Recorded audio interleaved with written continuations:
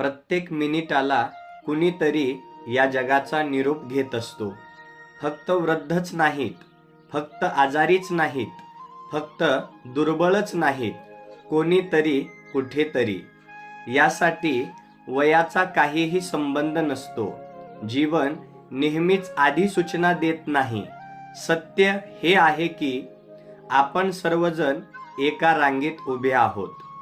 अशी एक रांग जी आपण निवडलेली नाही, अशी एक रांग ज्याचा शेवट आपल्याला दिसत नाही.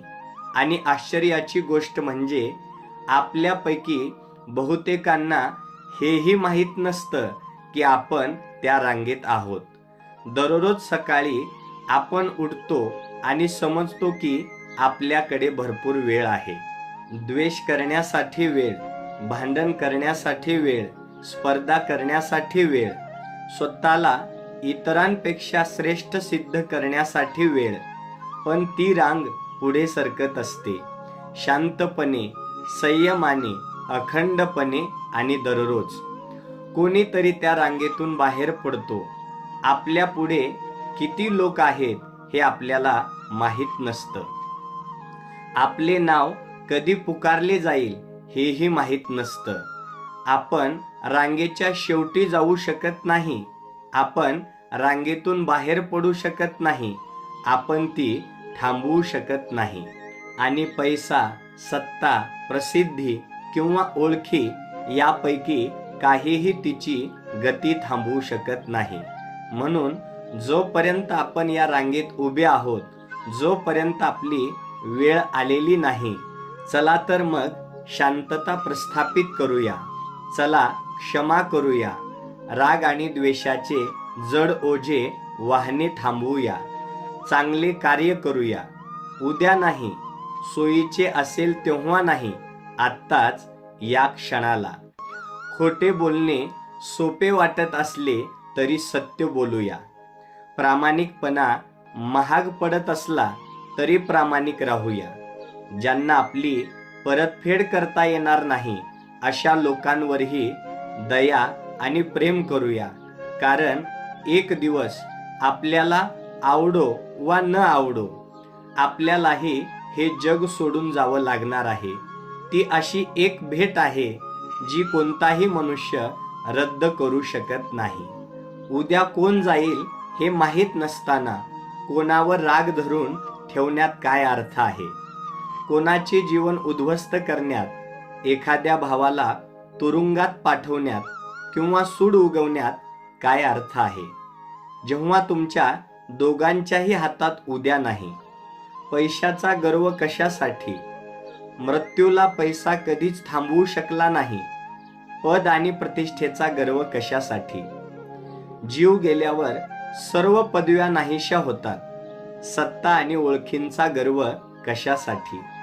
तुमच्या आधीही असंख्य सामर्थ्यवान लोक या रांगेत उभे होते आणि त्यांनाही जावं लागलं.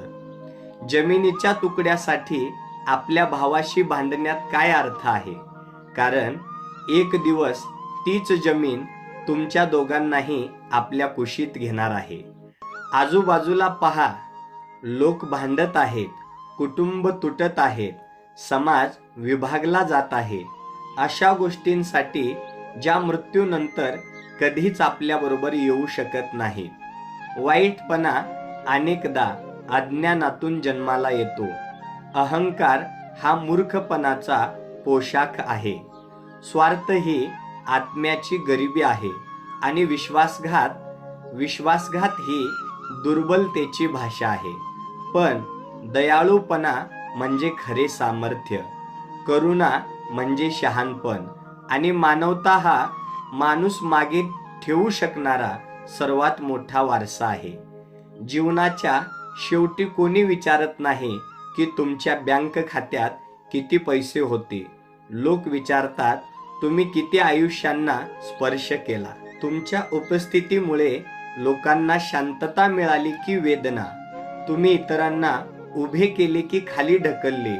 तुम्ही पूल बांधले की नाती जाळली?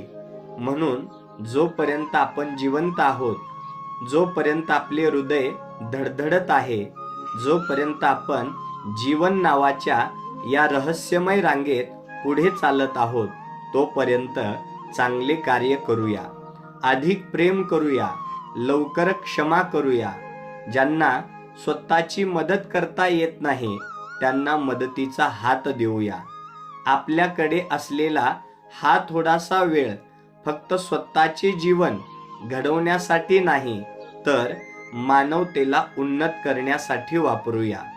कारण जेव्हा आपली वेळ येईल आणि आपण या रांगेतून बाहेर पडू तेव्हा मागे राहील ती फक्त एकच गोष्ट, आपण इतरांसाठी केलेले चांगले कार्य.